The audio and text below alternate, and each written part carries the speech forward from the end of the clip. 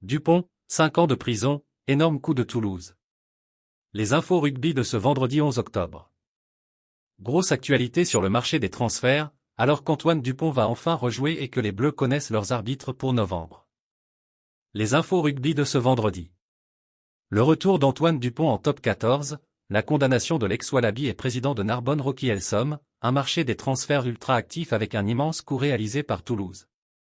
Voici en une minute les infos rugby majeures de ce vendredi 11 octobre. Dupont fait son retour.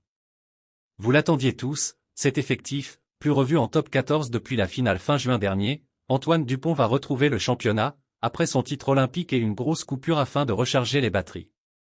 Il débutera comme remplaçant lors de la venue de Clermont à Ernest Wallon lors de la 6e journée.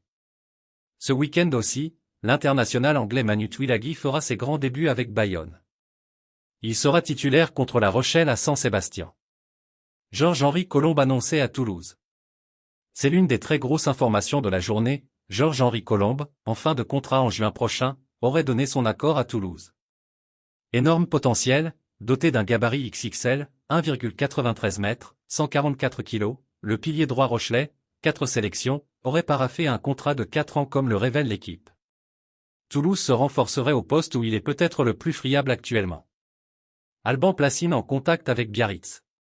Comme révélé par Actu Rugby, le troisième ligne de Toulouse, Alban Placine, ne devrait pas être conservé à l'issue de la saison, lui dont le contrat arrive à son terme. Le joueur de 32 ans serait dans le viseur de Biarritz, club dont il a défendu les couleurs entre 2010 et 2018.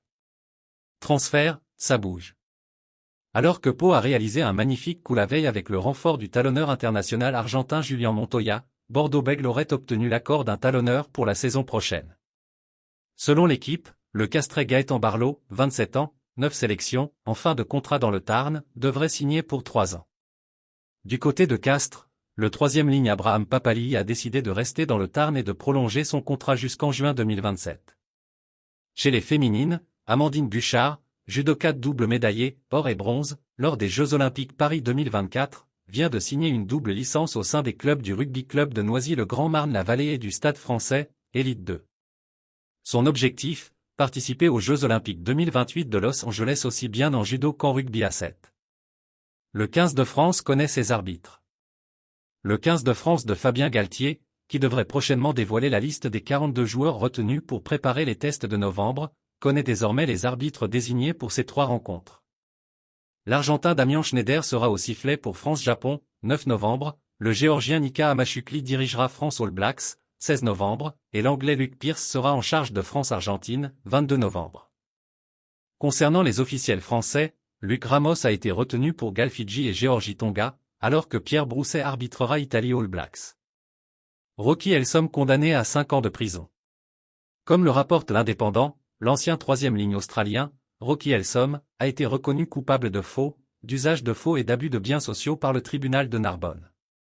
Une peine de 5 ans de prison ferme a été prononcée, et le tribunal a délivré un mandat d'arrêt international, Elsom étant introuvable depuis des lustres, il serait en Irlande. Président du club de Narbonne en 2015 et 2016, Rocky Elsom a dilapidé en un temps record les actifs financiers de la société gérant le club sportif à hauteur de 700 000 €. Merci de bien vouloir activer la cloche et de cliquer sur j'aime.